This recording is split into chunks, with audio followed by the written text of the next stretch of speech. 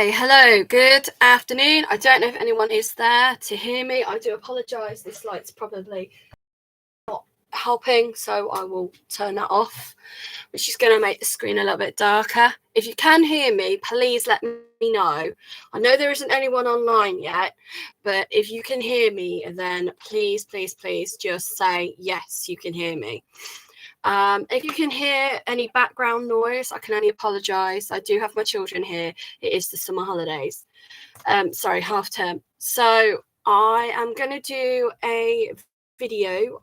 My aim, hello, whoever's just joined, is to type and talk if I can.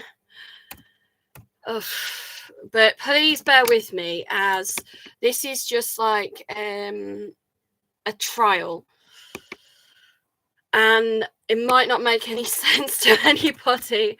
I'm trying to find the best time of day to do like a live video web chat, which is obviously something I am looking at doing once a week or once a month or once a fortnight from home to talk to people. There is a 20 second delay on web chat, and I do apologize if you see little people running behind me. They have been told not to for health and safety and data protection and all that, but my children are here. So first of all, I just want to thank everybody who's been watching me on social media and listening. I'll tell you now, the DWP will have a field day with this. They'll say, well, if I can do web work, why can't I work from home? Well, it's as plain and simple. In order to be legally registered as a business in the United Kingdom, you have to have a business address. Now, because I am unfortunately one of those people that is forced into the rental market, it's so frustrating. Yeah, it's the old cliche. I can't get a mortgage, yet what I pay in rent is higher than a mortgage. You stop that now, please. Go back that way. Go put your t-shirt on. Stop being silly. So I can't get a mortgage. And in my tenancy agreement, like I've tried to explain this to the DWP and everybody. It was different during COVID, but the golden rule on my tenancy agreement is if I want to be self-employed, I cannot do it from home. Yes, it's a bit of a grey area. A lot of people do work from home or are self-employed from home. And as long as you're not having strangers coming to your door 24/7 or, you know, having boxes delivered constantly and having, you know, customers parked outside your house, because where I live, that it's a parking nightmare. If you park in the wrong place, you will get your tires slashed. That's how bad it is in my street. Then people tend to do a bit of a blind eye, but then when you have to go into like declaring it for the government, because I've been self-employed before, you know, registering as self-employed, what is your address, trying to claim insurance, trying to claim benefits, which a lot of people who are self-employed are still entitled to, especially with all the new changes with universal credit, which I know absolutely nothing about. I'm not even, touch wood, I'm not even on universal credit at the moment. I don't want to go on universal credit.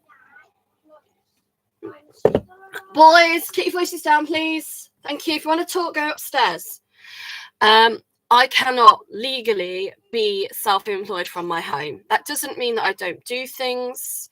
It doesn't mean that people can't sell things on you know, Facebook, eBay, Amazon's, you know, that again isn't really classed as employment if you're only selling things that you already own and you're just getting rid of them.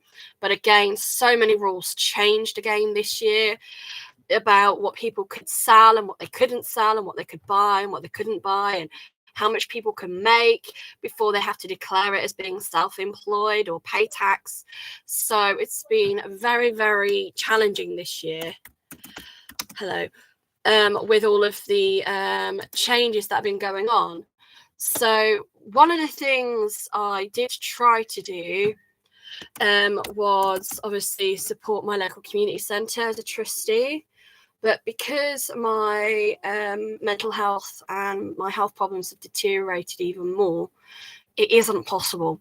The only thing I can do is try and support people from home, not as a paid person, not as somebody who is legally trained to help anyone, but just by giving out like basic information, advice and guidance, and kind of like what I've learned, so that people don't have to suffer the way I have. Like one of the examples is let me just check this hasn't got my name on. No, it hasn't. I don't know whether you can see, but this paper is actually green.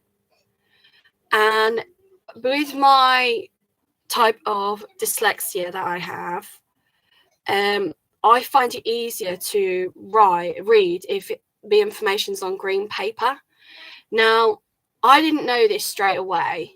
I didn't get told this until I was 16. I'd already left school. I'd already took my exams. And I went to go and see what is called an ophthalmologist.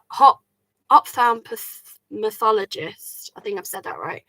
They are basically somebody who helps people who have issues with their eyes or learning disabilities to make it easier for them to kind of get visual aids to help them. And one of the things I found was just something simple, like changing the coloration of the text or the size of the text.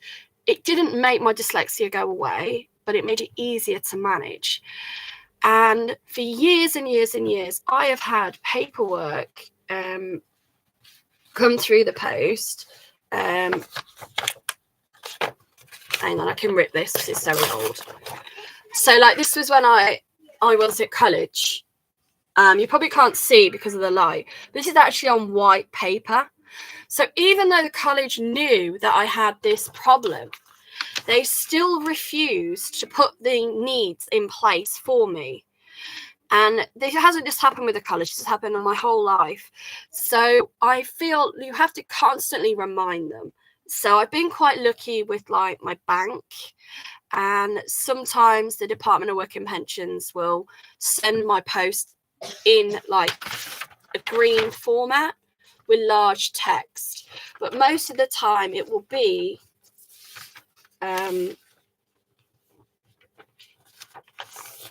like this. So this again is from like the Citizens Advice Bureau. So again, I spoke to them, I rang them up and I said, look, could you make sure that this is on green paper? And they refused to do it. They said they didn't have the money in the budget to do it as they're a charity. So again, I think it's only fair that people are aware that they are entitled to have documentation forwarded to themselves in a usable and readable format for them. And this is one of the things I was trying to help promote at my local community centre, and also my local food bank when I used to work, when I was well enough to work, because I felt like a lot of people, they were coming in, they were very like upset, they were very distressed. And a lot of the reasons for that was because they felt quite embarrassed and they felt quite self-conscious. Because they couldn't read the paperwork.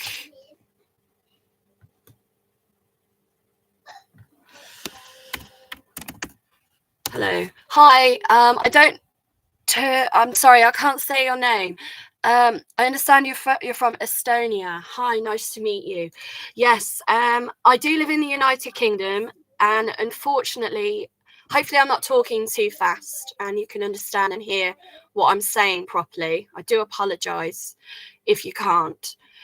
A lot of changes have happened in the United Kingdom recently. My niece was actually born the year that a lot of changes were made. So when my niece was born, I should know the year, but I forget. I think it was about 5 years ago now, because she's just younger than one of my other boys.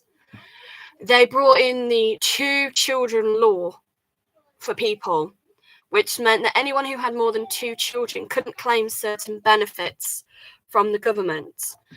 Now they've decided to change that law again this year in 2024.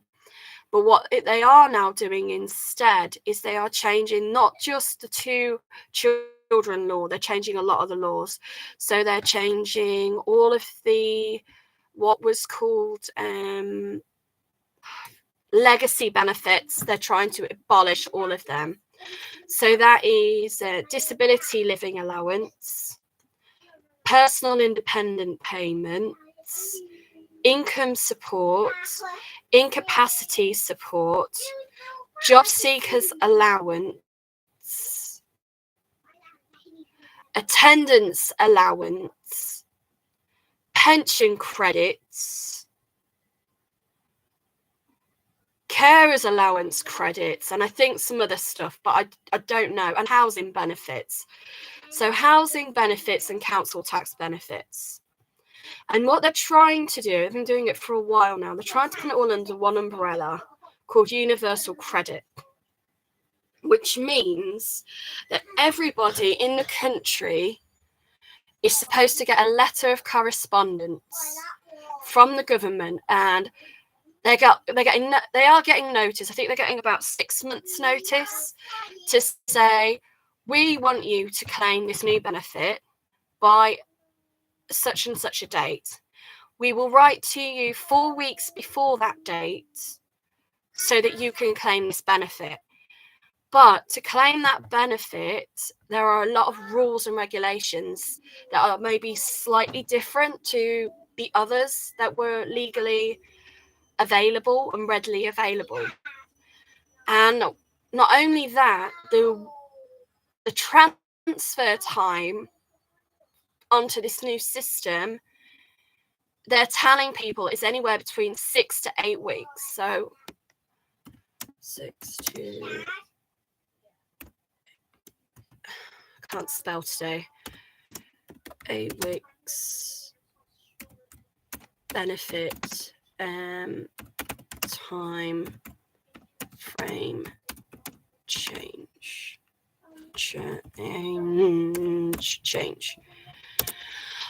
So what's happening is a lot of people are literally having to live without any support at all for 6 to 8 weeks. So every time you go on social media platforms like Facebook,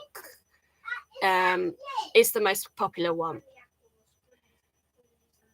There are so many people on there who are saying, help me, help me, help me. My benefits have stopped.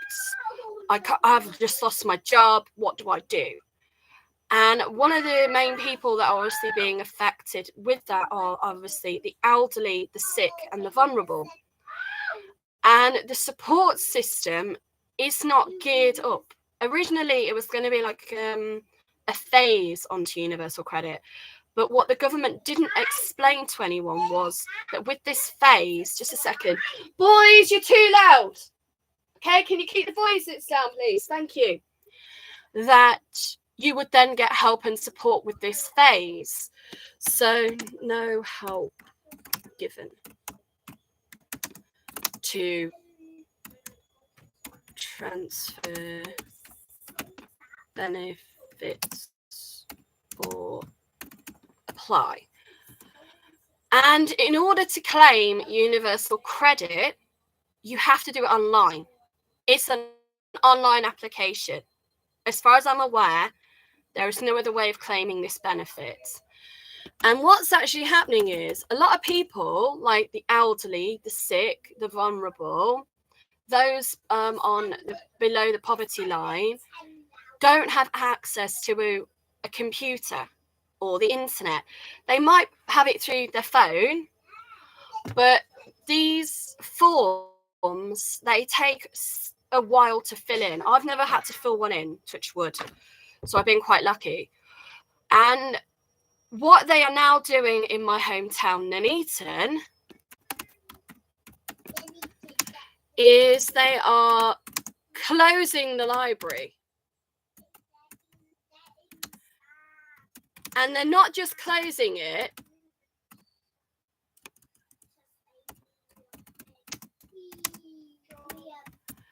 they're actually knocking it down to build a new one.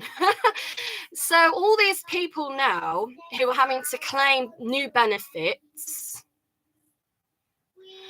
don't even have a library that has computers to apply. They are being dependent on family members, friends, Citizens Advice Bureau, even when they're open, which is once a week, or community centres that may be able to loan them a laptop to fill in the online service. Once you've filled in the application, this is what I've been told by people that have done it, not me. You then have to sign in once a week at a designated time frame in order to keep your benefit live. So again, you've got people who are elderly, you've got people who are sick, you've got people who are vulnerable, and people without IT in their home. How are those people going to sign in and apply for this benefit whilst they are actively seeking employment? And it's not just for people who are seeking employment. Universal credit is basically going to cover everything. It's going to cover housing. It's going to cover personal independent payments. It's going to cover disability living allowance. Everything now is going to be under universal credit.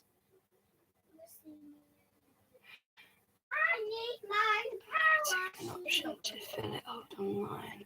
Have someone to make it for you. Right. Sadly, I've just had a message from someone. No one can fill out the forms for you. You have to log in yourself. I don't know if any of the times that you're online, it has to be like a web chat to prove it's really you. Because that would be my only concern. The government are saying, okay, we want you to apply for universal credit on online.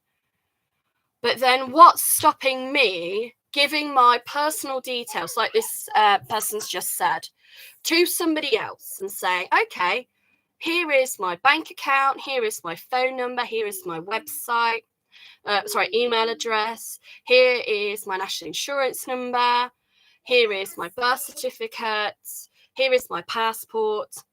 Fill this online application out for me and pretend to be me. I mean, somebody potentially could do that for a living. They'd make a fortune. So I don't know if at some point Universal Credit say, right, to prove that it is you and not somebody else filling out this paperwork, we have to do like what I'm doing now, like a video chat. I don't know. I'm not on Universal Credit.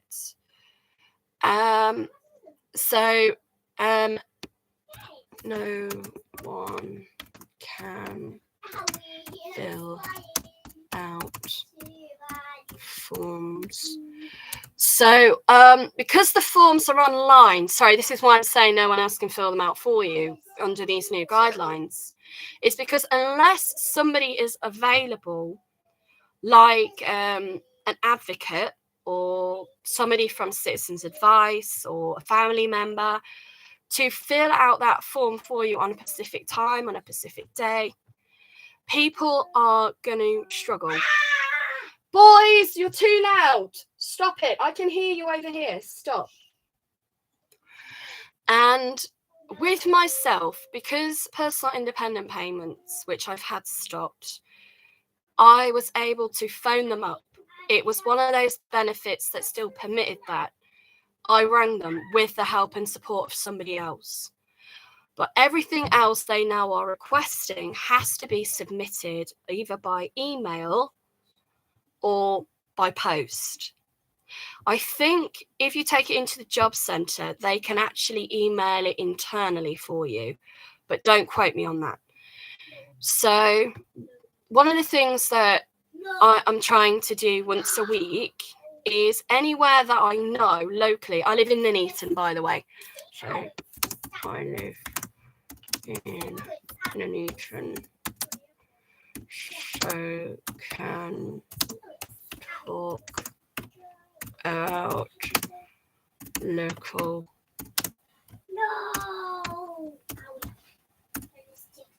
cohort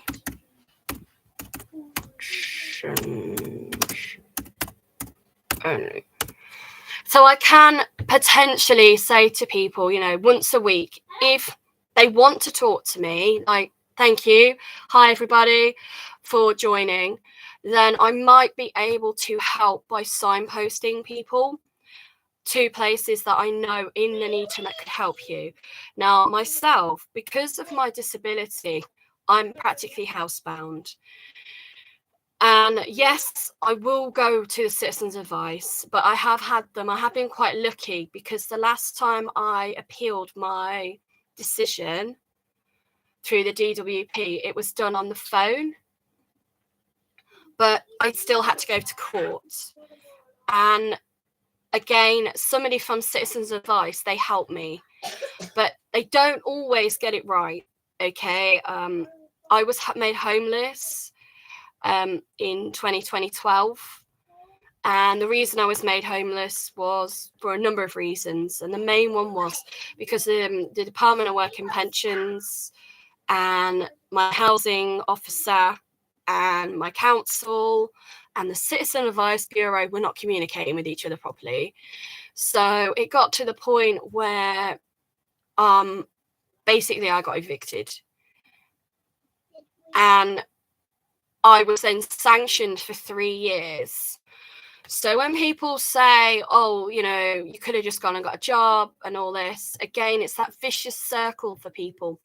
If you don't have anywhere to live, you can't get a job. And if you don't have a job, you can't have anywhere to live. I was quite lucky. I was made homeless, but I still had a job. So what I ended up doing was, whilst I tried to find somewhere to live in those 3 years that I was homeless, I paid for hotels. I paid for B&Bs. I sofa surfed. I lived with people. But the moment I obviously was in a relationship with someone, we got pregnant, and we were both working at the time. Everything was going great. We were like, oh, thank God, you know, this is the break we needed. We've both got jobs. We've both got somewhere to live. Everything is fantastic. Next thing we know, we're getting a letter through the post from our estate agent telling us that we're being evicted, that our 6 months contract of our property that we were renting is basically not going to be renewed after the 6 month period. And that doesn't just happen to me, it happens to so many people who are renting in the rentals market. And then the following day after we got that letter, I was then fired from my job for being pregnant. I told my manager that I was pregnant. I'd been working for them for about a year, and they used it as an excuse to fire me. So I became homeless and jobless on the same day. Luckily, we did find somewhere else to live, but then trying to then find another job when you're 3 months pregnant, nobody would take me for insurance reasons. I tried everything to get a job, and even my old employer would not take me because I was pregnant, and that was working in a college. They said, no, we will not employ you while you are pregnant. Ring us back after you've had the baby and we'll re-renew your contract of employment. But until you've had the baby, we will not employ you. And people think when I say that I'm lying, and that's an absolute bullshit. Sorry for swearing, but it isn't, because there used to be a law in factory work that when a woman was with child or in the family way, they would then have their contract of employment terminated. So it isn't anything different.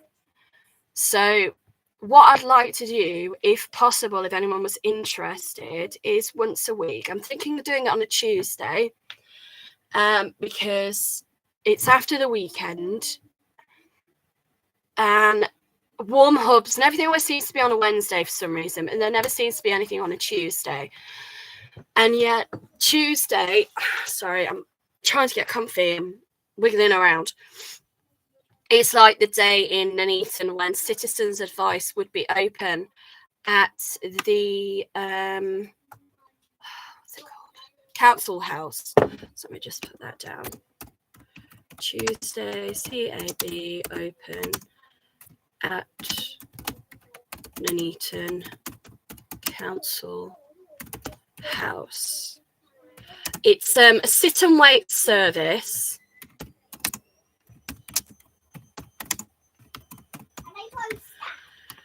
And basically, so you go into Nuneaton Council House. Unfortunately, the Council House is only ever open on a Tuesday morning. The rest of the time, it's appointment only.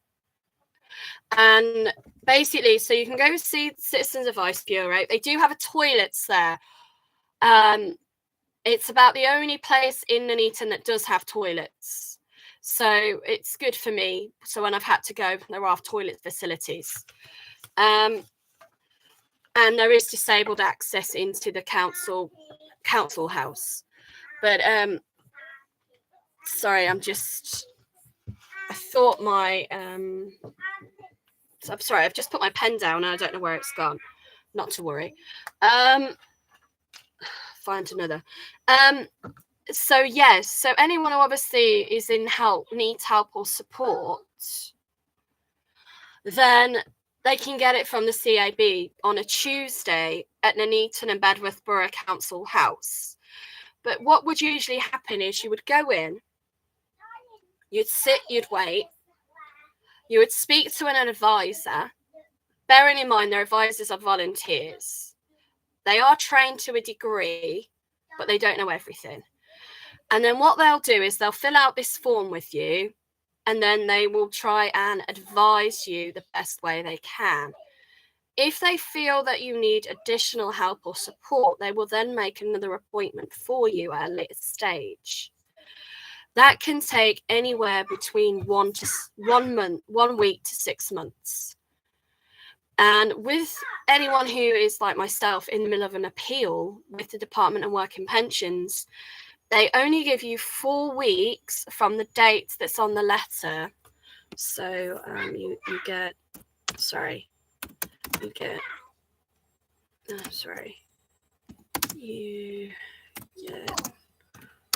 4 weeks to appeal DWP decisions.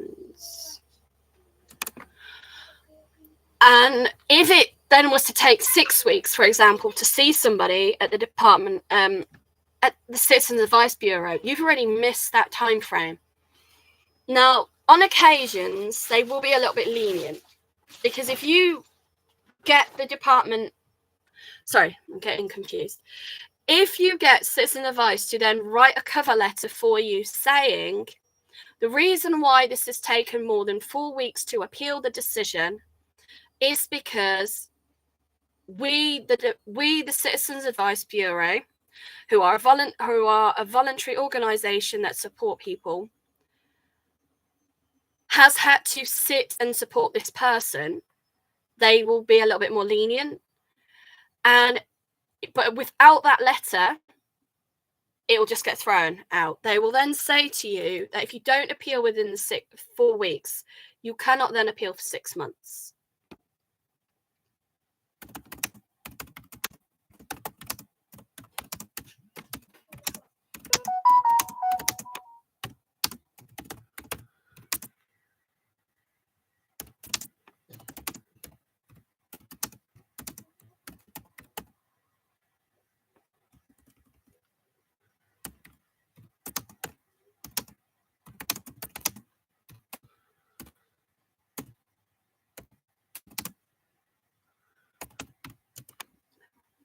So what has frustrated me, like I said earlier, I'm sorry if you've only just come in, I can only apologise, is if the Department of Work and Pensions had provided me with my letters of correspondence in a format that I could then read, which is very, very important. So anyone who ever needs anything in writing, whether it's large text format, in a foreign language, in Braille, in a different color, they cannot legally refuse to give you that documentation in that way. So on my assessment, they said, we've refused you benefits. I'm only quoting roughly what they said. I'm not going to do it word for word. Because I can read, I am not awarded any points for not being able to read.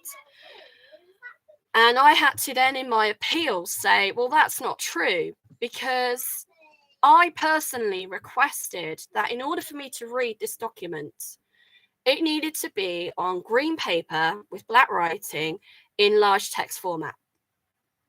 So by you then refusing to support me with this, and then when I then request it again, you send that to me, to then give me 0 out of 8 for reading and writing, when you've already acknowledged that for me to read a document that you submit to me, it has to be green, it has to be black, and it has to be in large format.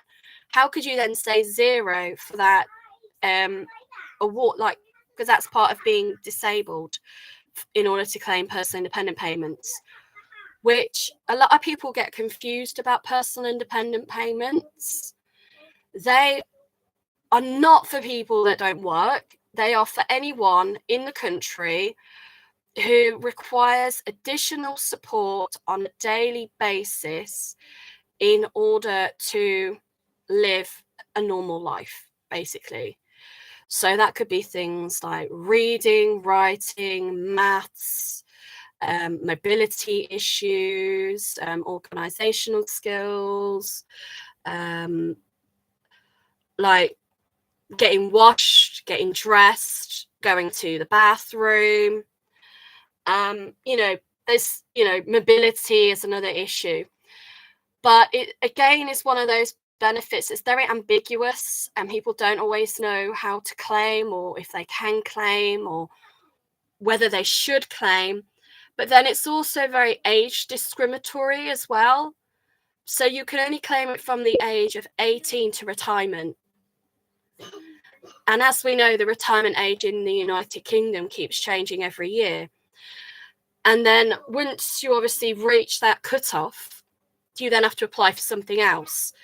And again, so it's that vicious circle where people are like, I don't want to claim.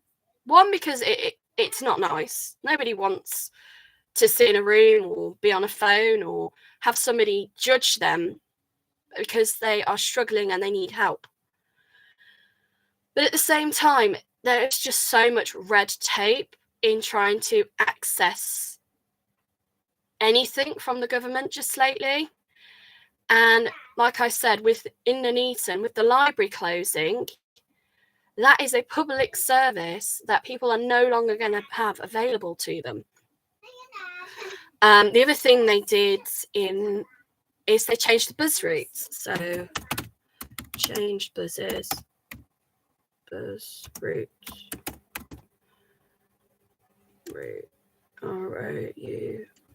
route, R-O-U-T in Nuneaton. So it does not go near the library.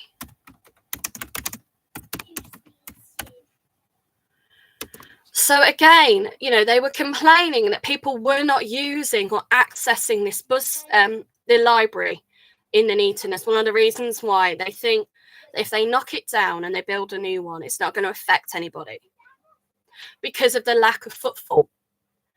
Well, what used to happen is every single bus route pretty much in in Nuneaton would stop by the public library, which meant that anyone who was vulnerable or elderly or sick or had children could get on the bus and then get off the bus and then traditionally just walk over the road and there's the library. Now you have to get off at the bus station and then walk to the library from the bus station. A lot of people, that isn't like, it's not easy for them to do. It's not like a 5-minute walk to the library from the bus station. So anyone who is vulnerable or sick or elderly or has children, it is very, very challenging to get from A to B, which is why other organisations and local groups and local community centres, which are still open, there aren't that many, unfortunately. Most community centres are closing.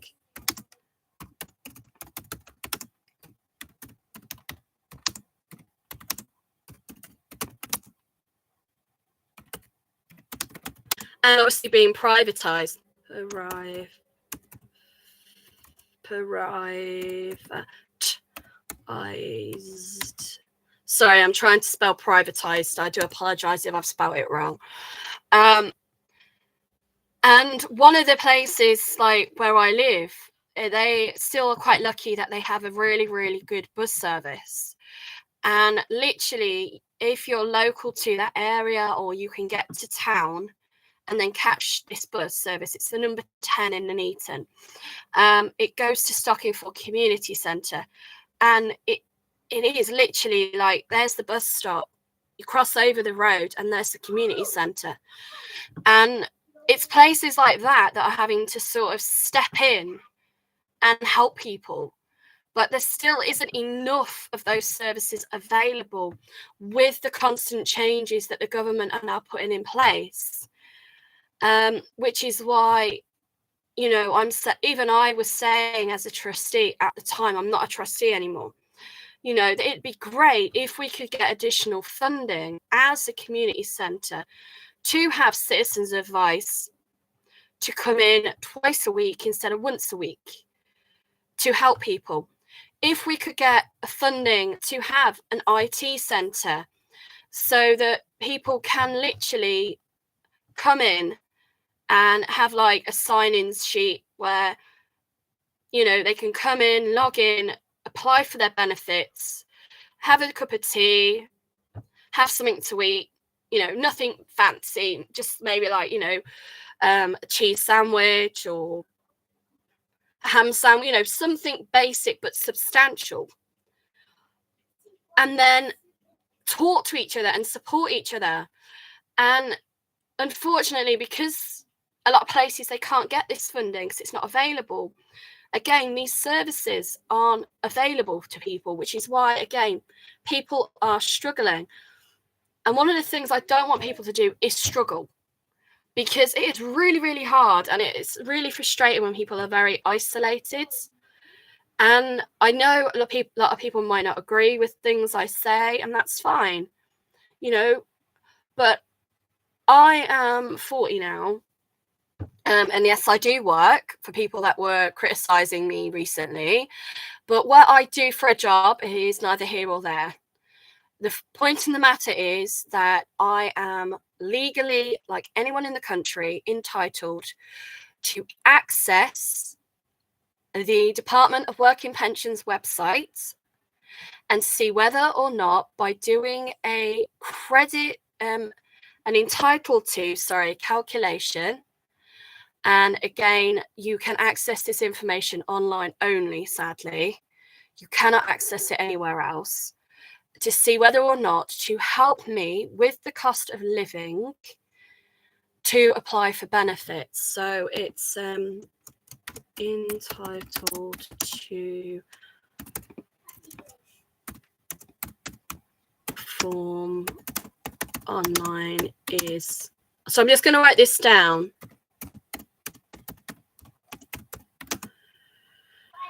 Available for people to do a benefit check. And I think, you know, if you choose to do it, that's fine. It's your choice. It's your decision. But I do feel that this is something people should be doing, because things are changing all the time. And it's not just about what you could be entitled to. it's about, you know, what your children could be entitled to, or your parents or your grandparents.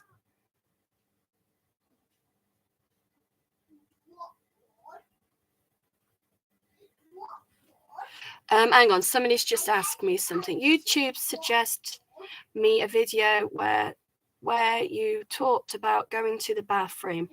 Forgot what the title was when I subscribed, because you...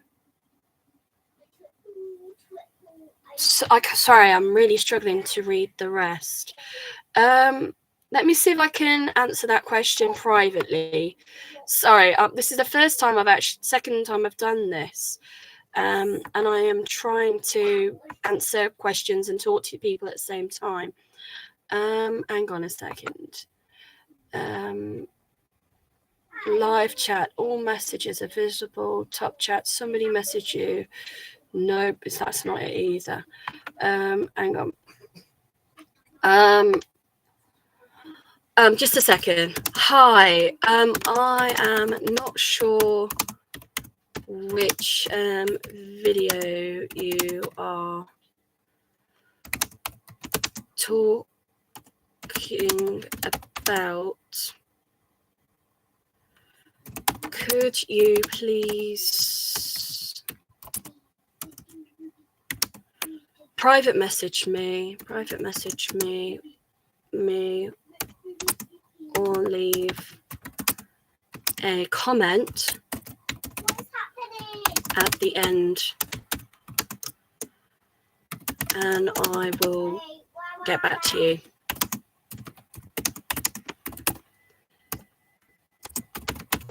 Thank you. Yeah, sorry. I can only apologise. I realised, you know, that I have been asked some questions during this chat, and I can only apologise that I've not been able to answer them. I don't understand the settings on YouTube. They're not very user-friendly for people with dyslexia. So I'm not trying to make excuses. If you private message me any of your questions, then I will definitely try to answer them. But like I said, with benefits, if you can't do it yourself, try and get someone to help you. If you can do what is called an entitled to form, then it should give you a list of suggestions as to what you might be entitled to. That you can do that for yourself, for your children, for a family member, a friend. The only thing I have noticed, though, and I just want to stress this now, is that the information is not being updated. Now, my MP for Nuneaton is Marcus Jones. He is on Facebook, and I did message him, but then I got a message back saying I need to email him, and I've not done that yet. And I think it's very imperative that, you know, if you have the time, and again, it's all to do with time management. If you're working a 40-hour week, you haven't always got time to do all these other things. And if you've got children, or, you know, and you're trying to balance life. But hang on a second, or I found it. Okay, all right, thank you. Right, yeah, I found the information. Brilliant, thank you so much. But